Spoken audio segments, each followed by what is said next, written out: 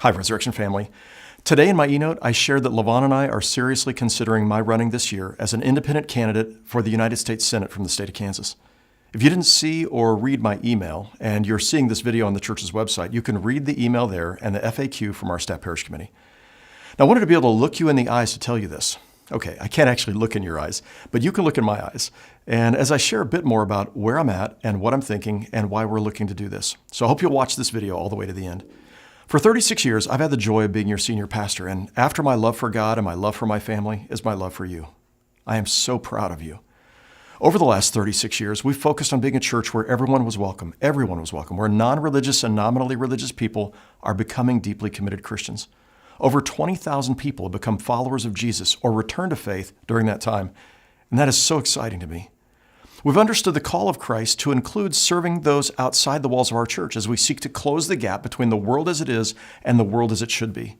You've given hundreds of thousands of hours and tens of millions of dollars to close the gap, addressing poverty, injustice, practicing kindness, caring for other people. You've spent 2 decades partnering with public schools to help them meet the needs of thousands of children and their families.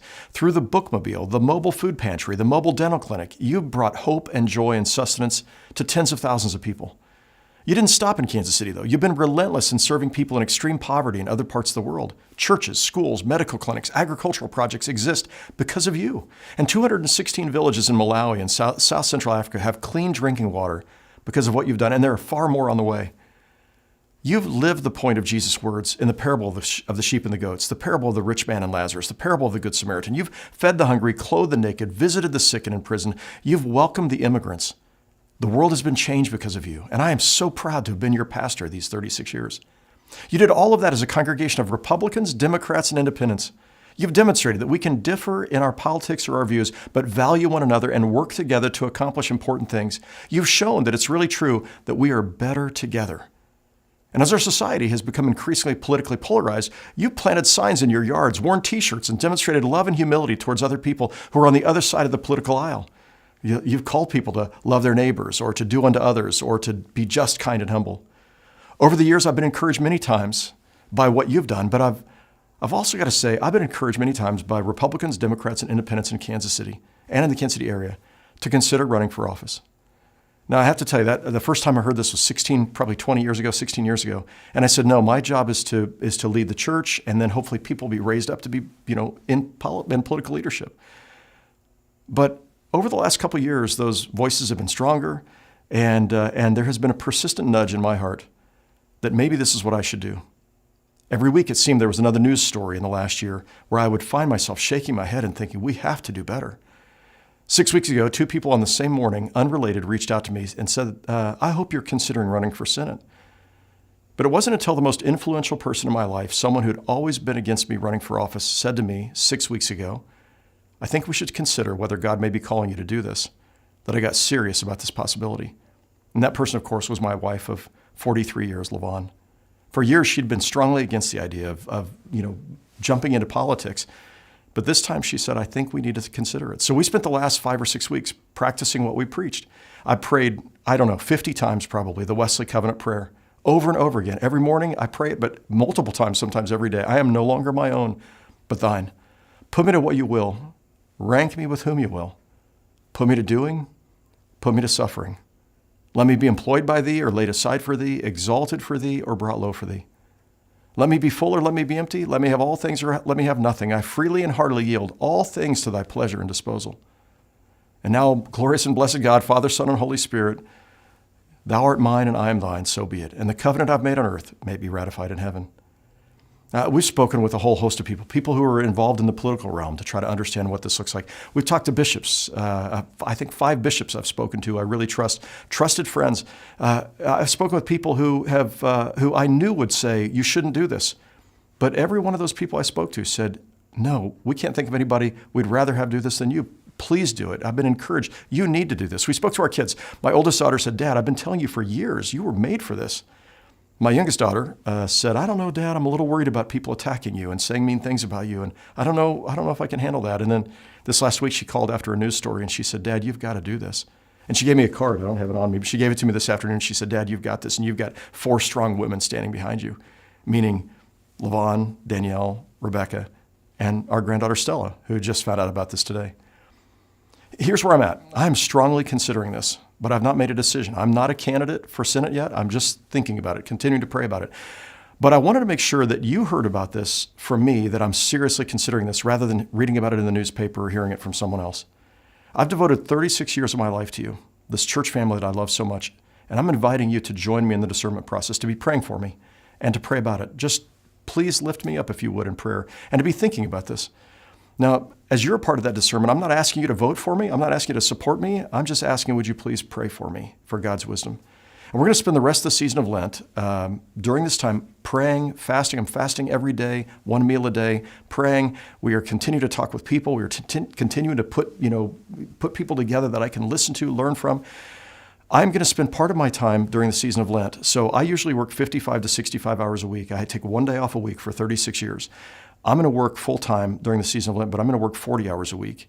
And I'm going to take 15 to 20 hours a week outside of those 40 that I'm giving to you and preaching and all that to go out, and I'm going to drive across Kansas. I'll take a day and drive here and visit maybe 5 or 10 communities, and I'm going to listen. I'm going to sit in cafes listening to farmers. I'm going to be listening to people who work in factories. I'm going to be just trying to listen and ask them, tell me, what are your hopes and dreams for our country? And where do you find yourself struggling and wishing that Congress would do something? I want to understand, the needs of people in the state of Kansas, because if I were to move forward, I would be representing them, Republicans, Democrats, and independents. I'm going to meet with experts who can help me see if there's actually a path to win as an independent. And then the week after Easter, I'm going to take a few days away, and Levon and I will spend that time praying, discerning, and we'll make a decision sometime after Easter. And then you might ask this question, should a pastor run for Congress? Well, the founders of our nation actually thought so. They elected 6 pastors to the first Congress, including the Speaker of the House, who was a Lutheran pastor. There have been a number of pastors who've been elected since, including today. I think there's a senator who's a youth pastor and a senior pastor of a church in Georgia who is sitting in the Senate today. He still preaches 30 Sundays a year at Ebenezer Baptist Church. Now, perhaps you might ask, don't you need to have political experience? Well, that's what I thought too. But then I looked it up and I found that there are many people who were elected to the Senate, and that was their first foray into politics. So I'm asking this question, as a pastor who's really done all of these things at Resurrection, leading you, guiding you, learning from you. Maybe 36 years of that gives me some experience and some insights that might help me to be able to make a difference in the Senate. That's the question I'm asking. That's what I'm trying to discern. Some have said, why run as an independent? And I've been told that if you ran as a Republican or a Democrat, you'd have, the party apparatus and you'd have more financial support. But here's the thing, and I've tried to say this over the years, there are things I value about both parties. Every election, I vote for Republicans and Democrats. I believe running as an independent would allow me to build bridges, to seek to build coalitions of Republicans, Democrats, and independents. It would allow me to say, I want to represent all of Kansas, not just one segment of one party. I want to represent all of Kansas. Now, you've heard me say many times when people ask me, are you liberal or conservative? My answer is always, yes, of course. And they say, well, no, which are you? And I'm like, no, those are both really good words. To be conservative means to conserve traditions and values. To be liberal means to be generous of spirit and open to reform. And I'm just going to say, that's who I have tried to be. I am a liberal conservative and a conservative liberal. And what I know about all of you is you are liberal compared to somebody you know, and you are conservative compared to somebody else. Now, when we decide the week after Easter, we'll announce that and we'll share that with the congregation. But between now and then, you're not going to hear anything else. This weekend, I will talk about this for 5 minutes at the end of my sermon. And then throughout the rest of the season of Lent, you will not hear about it in my sermons. You will not hear about it. You will not read about it in my e-note. My social media accounts are my own, so I will use those some, and I will create a website where people can get more information if they're interested. Now, if the answer is yes, and I'm going to run for office, or I'm going to make a go of it, going to try it, especially in July, August, September, October, I would be out I'd love to get to every county in the state of Kansas, but there's like 105 of them. So I don't know if I can do that, but I'm going to get to as many as I can. And then when it comes to, and so I'd be preaching some, but mostly, I end up doing other work, but then half of my time I'd be devoting to this. And we come to November, Election Day. If I lose, I've already got a sermon series planned. It's called The Thrill of Victory and the Agony of Defeat. But what if I win?